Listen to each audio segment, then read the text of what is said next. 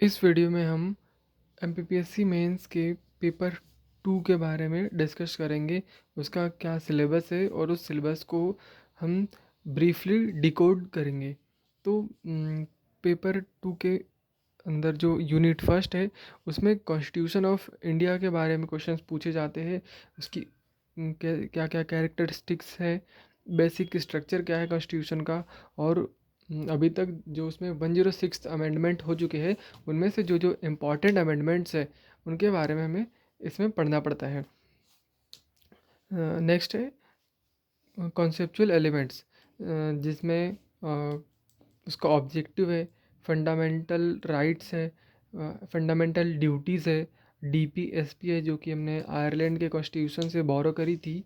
साथ ही federalism, central state relation के बारे में बात करी गई है और फिर जुडिशरी यानी कि सुप्रीम कोर्ट, हाई कोर्ट और जुडिशियल रिव्यू, जुडिशियल एक्टिविज़म, लोक अदालत और पीआईएल के बारे में यूनिट 1 में पूछा जाता है। साथ ही यूनिट 2 की बात करें तो उसमें इलेक्शन कमीशन ऑफ इंडिया जो कैग है उसके बारे में, यूपीएससी के बारे में और एमपीपीएससी, साथ ही नीति आयोग जो कि एक एक्स्ट्रा कॉन्स्टिट्यूशनल बॉडी है, जनवरी 1 2015 को इस्टेब्लिश की गई थी, उसके बारे में भी इसमें क्वेश्चन पूछे जाते हैं।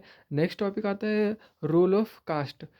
कास्ट का क्या रोल है, रिलीजन का क्या रोल है, क्लास, एथनिसिटी, लैंग्वेज और इंडियन पॉलिटिक्स में जेंडर, साथ ही पॉलिटिकल पार्टीज़ और वोटिंग बिहेवियर क्या है इंडियन पॉलिटिक्स में, उसके बारे में क्वेश्चंस जनरली पूछे जाते हैं।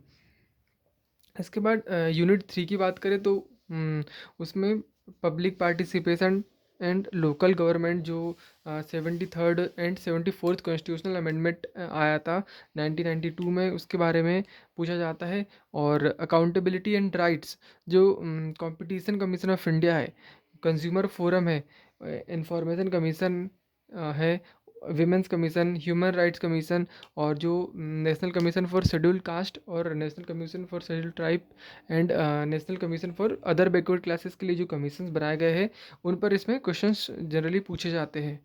और इसके बाद है फीचर्स ऑफ डेमोक्रेसी। डेमोक्रेसी के क्या क्या फीचर्स है, participation of citizens in decision making process, इसके ऊपर क्वेश्चंस पूछे जाएंगे। साथ ही कम्युनिटी बेस्ड ऑर्गेनाइजेशन यानी कि सीबीओ, एनजीओ और एसएचजी यानी सेल्फ हेल्प ग्रुप। इसके बाद है role of media and problems, जो इलेक्ट्रॉनिक प्रिंट और सोशल मीडिया भी अभी जो आ चुका है उसका क्या रोल रहा है इंडियन पॉलिटिक्स में, और उसकी क्या क्या प्रॉब्लम्स उससे के द्वारा फेस करनी पड़ रही है, उस पर क्वेश्चंस पूछे जाएंगे। साथ ही यूनिट 4 की बात करें तो उसमें कुछ इंडिया में हुए अभी तक कुछ पॉलिटिकल थिंकर्स के थियोरीज के ऊपर हमें ध्यान देना होगा, जिसमें है कौटिल्य की थ्योरीज, महात्मा गांधी जी की, जवाहरलाल नेहरू, सरदार वल्लभ भाई पटेल, राम मनोहर लोहिया, डॉक्टर भीमराव अंबेडकर, दीनदयाल उपाध्याय और जयप्रकाश नारायण जी। इनके बारे में हमें इस यूनिट के लिए पढ़ना पड़ेगा। यूनिट 5 की बात करें तो उसमें पब्लिक एडमिनिस्ट्रेशन यानी पबेड वाली जो चीज़ें हैं वो इसमें इसके अंतर्गत आती है, यानी इसका मीनिंग क्या क्या है, नेचर क्या है, significance, role of public administration in the developed and developing societies और development of public administration as a subject, इसकी भी इसमें बात करी जाती है।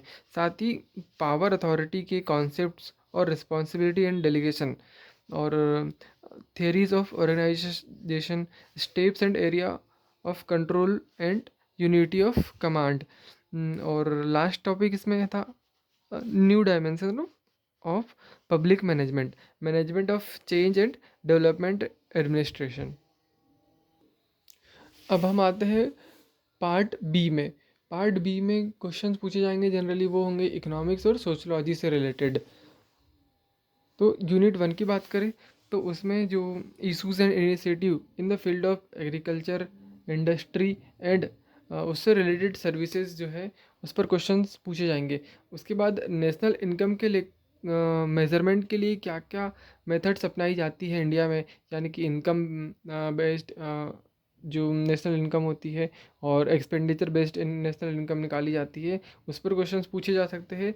इसके अलावा जो है वो रिजर्व बैंक ऑफ इंडिया जो स्टेब्लिश हुआ था, आरबीआई एक्ट 1935 के द्वारा हिल्टन यंग कमीशन जो आया था, उससे इस्टेब्लिश हुआ था। उसके अलावा जो कमर्शियल बैंक्स, अभी जो कौन कौन से नेशनलाइज्ड बैंक है उस पर क्वेश्चन पूछे जा सकते हैं। और फाइनेंशियल इंक्लूजन क्या होता है, जी अभी फाइनेंशियल इंक्लूजन अभी बहुत न्यूज़ में रहा है, तो इस पर ध्यान देना में ज़रूरी होगा। और मॉनेटरी पॉलिसी जो रिजर्व बैंक ऑफ इंडिया की होती है उस पर भी क्वेश्चंस बनते हैं। साथ ही नेक्स्ट टॉपिक जो है वो गुड टैक्सेशन सिस्टम की कैरेक्टरिस्टिक्स क्या क्या है उसके बारे में बात करता है, यानी जो डायरेक्ट टैक्स और इनडायरेक्ट टैक्स होते हैं उस पर हमें क्वेश्चन देखने को मिल सकते हैं। गवर्नमेंट के द्वारा क्या क्या सब्सिडीज़ दी जाती है, और जो अभी डायरेक्ट बेनिफिट ट्रांसफ़र जो होता है उसमें, और साथ ही साथ जो कैश का ट्रांजैक्शन हो रहा है, और जो गवर्नमेंट के द्वारा फिजिकल पॉलिसी निकाली जाती है उस पर भी क्वेश्चन देखने को मिलते हैं। यहाँ पर ये ध्यान रखने वाली एक बात ये होंगी कि जो आरबीआई होता है वो मॉनेटरी पॉलिसी रिलीज़ करता है अपनी, और जो गवर्नमेंट होती है वो फिजिकल पॉलिसी अपनी रिलीज़ करते हैं।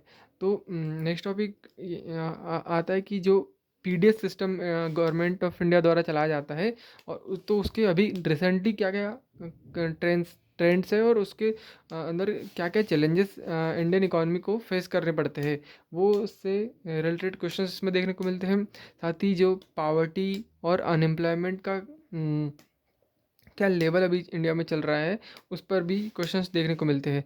अगर इंटरनेशनल ट्रेड की बात करें तो उसमें balance of payment, role of foreign capital, और जो एमएनसीज होती है उनसे उनके ऊपर क्वेश्चन पूछे जा सकते हैं। साथ ही जो एफडीआई यानी फॉरेन डायरेक्ट इन्वेस्टमेंट होता है, और इम्पोर्ट एक्सपोर्ट पॉलिसी, और जो ब्रिटेन वुड ट्विंस जो कि आईएमएफ और आईबीआरडी यानी world bank, Asian development bank, WTO यानी कि world trade organisation, ASEAN, SAARC, NAFTA and OPEC, इन पर भी क्वेश्चन देखने को मिल सकते हैं। अब यूनिट 2 की बात करें तो वो with reference to Madhya Pradesh है, यानी कि इसमें मध्य प्रदेश से रिलेटेड क्वेश्चंस देखने को मिलेंगे, जिसमें है जो मेजर क्रॉप्स और होल्डिंग एंड क्रॉपिंग पैटर्न्स क्या क्या है एमपी में, social and physical environmental impact on production and distribution of crops, और क्या क्या इसके इश्यूज है और चैलेंजेस क्या क्या फेस करने पड़ते हैं एमपी में, उसके ऊपर क्वेश्चंस पूछे जाएंगे। साथ ही कुछ वेलफेयर स्कीम्स जो गवर्नमेंट द्वारा चलाई जाती है एग्रीकल्चर के एरिया में, उस पर भी क्वेश्चन बन सकते हैं। और जो कंट्रीब्यूशन है सर्विस सेक्टर का इंडियन इकॉनमी या फिर मध्य प्रदेश से रिलेटेड हम पर्टिकुलरली बात करें तो उसमें उस पर भी हमें ध्यान देना होगा। और इसके बाद है infrastructure and resource of Madhya Pradesh, Madhya Pradesh का क्या कैसा इंफ्रास्ट्रक्चर है, यहाँ पर किस प्रकार के रिसोर्स जनरली पाए जाते हैं, डेमोग्राफिक सिनेरियो क्या है मध्य प्रदेश का, और उसका इम्पैक्ट क्या पड़ता है मध्य प्रदेश की इकॉनमी पे। इसके बाद आता है इंडस्ट्रियल सेक्टर, जो ग्रोथ के कैसी है, उसमें ट्रेंड क्या क्या है नए नए अभी, और उसके द्वारा कौन कौन से चैलेंजेस हमें देखने को मिलते हैं उस पर भी क्वेश्चन बन सकते हैं। बात करें यूनिट 3 की तो वो एचआरडी की बात करता है, यानी ह्यूमन रिसोर्स एंड डेवलपमेंट की बात करता है। तो उसमें एजुकेशन मैंने जो एलिमेंट्री एजुकेशन है, हायर एजुकेशन है, वोकेशनल टेक्निकल एजुकेशन है, उससे रिलेटेड क्वेश्चन इसमें पूछे जाते हैं। साथ ही गर्ल्स एजुकेशन के बारे में भी जो इश्यूज हमें देखने को मिलते हैं उस पर भी ये यूनिट बात करती है। इसके अलावा है issues related with following social classes and there welfare program, differently abled classes, senior citizens, children's, women, underprivileged classes and displaced group arising out of development project। Unit 4 की बात करें तो उसमें elements of social harmony, concept of civilisation and culture, features of Indian culture, rituals, और कुछ जो caste system है उस पर क्वेश्चन पूछे जा सकते हैं। जो वर्ण व्यवस्था चलती थी, आश्रम व्यवस्था थी, उस पर क्वेश्चन इसमें पूछे जा सकते हैं। और community development programme, extension education, Panchayati Raj और रोल ऑफ एनजीओज, इसमें यूनिट 4 में से रिलेटेड क्वेश्चंस बनते हैं। यूनिट 5 की बात करें तो उसमें population and health problems, health, education and empowerment, family welfare programmes, population control के बारे में जो है वो बात इसमें करी जाती है। इसके बाद नेक्स्ट टॉपिक होता है, तो उसमें नेक्स्ट टॉपिक में है जो ट्राइब्स का क्या स्टेटस है एमपी में, उनका कैसा स्ट्रक्चर होता है, उनके कस्टम्स, बिलीफ, उनमें मैरिजेस कैसी होती है, किनसी रिलीजियस बिलीफ क्या होते हैं, उसके बारे में क्वेश्चंस इसमें जनरली देखने को मिलते हैं।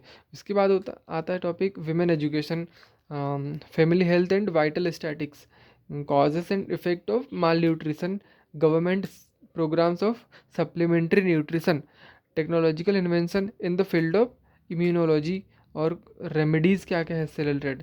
साथ ही लास्ट टॉपिक आज के इस वीडियो में हमें देखने को मिल रहा है वो है वर्ल्ड हेल्थ ऑर्गेनाइजेशन। इसके क्या क्या ऑब्जेक्टिव्स है, ये स्ट्रक्चर कैसा है, इसके क्या क्या कार्य है, और इसके रिलेटेड जो प्रोग्राम्स अभी रन किए जाते हैं वो हमें पढ़ना पड़ता है इसके अंतर्गत। Thank you.